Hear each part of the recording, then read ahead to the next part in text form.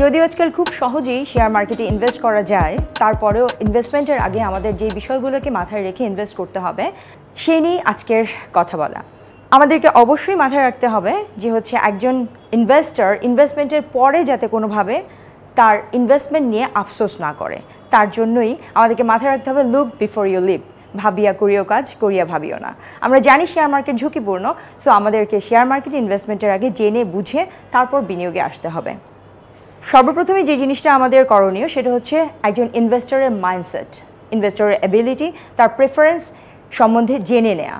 একজন ইনভেস্টর সে কীরকম টাইম ফ্রেমে ইনভেস্ট করতে চায়, that's more important to invest in the share market.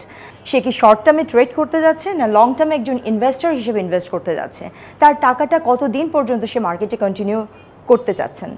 এই ক্ষেত্রে আমাদের মাথায় রাখতে হবে যে একজন ইনভেস্টরের সেই টাকাটা কতটুকু হোল্ড করার ক্যাপাসিটি আছে মার্কেটে, সে কী পরিমাণ তার টাকাটাকে রোল করতে পারবে মার্কেটে। এই জিনিসটা প্রথমে তাকে প্রি ডিটারমাইন্ড হয়ে দেন ইনভেস্টমেন্টে আসতে হবে। সেকেন্ড ওয়ান আমাদের ইনভেস্টরের ক্যারেক্টারিস্টিক সম্বন্ধে খুব ভালোভাবে জানতে হবে।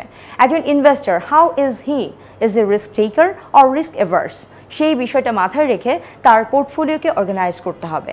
যদি সে রিস্ক টেকার হয় সে কিন্তু তার পোর্টফোলিওকে অনেক রিস্কি শেয়ার দিয়েও অর্গানাইজ করতে পারবে, বাট যদি সে রিস্ক এভার্স হয় ডেফিনেটলি তাকে ডিফেন্সিভ ওয়েতে তার পোর্টফোলিওটাকে সাজাতে হবে। And we have to keep in mind always একটা ডাইভার্সিফাইড পোর্টফোলিও তাকে মেনটেন করতে হবে, because we all know that do not put all the eggs in a single basket. Third যে ইম্পর্টেন্ট ফ্যাক্টরটা সেটা যে সে কেন শেয়ার মার্কেটে ইনভেস্ট করতে চাচ্ছে, অ্যাকচুয়ালি তার ফিনান্সিয়াল গোলটা কি ইনভেস্ট করার পেছনে। সে কি ইনভেস্টমেন্টটা শুধুমাত্র তার পার্টিকুলার যে সেভিংসটা আছে সেই সেভিংস থেকে এক্সট্রা কিছু আর্নিংসের জন্য ইনভেস্ট করছে, না লং টার্মে তার রিটায়ারমেন্ট বেনিফিটের জন্য সে তার পোর্টফোলিওটাকে সাজাচ্ছে। এই জিনিসগুলোকে ভালো করে মাথায় রেখে যদি আমরা ইনভেস্টমেন্টে যেতে পারি ডেফিনেটলি আমরা ইনভেস্টমেন্টের রিস্কটাকে অ্যাভয়েড করতে পারবো এবং সেখান থেকে বেশি পরিমাণে আমরা রিটার্ন জেনারেট করার পসিবিলিটি ইনশিওর করতে পারবো।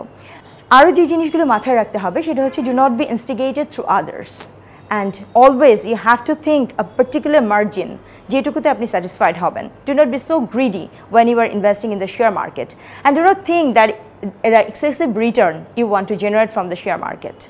At the same time, financial literacy is much more important when you are investing in the share market. অবশ্যই আপনাকে জেনে বুঝে লার্নেড নলেজেবল হয়ে তারপর ইনভেস্টমেন্টে আসতে হবে।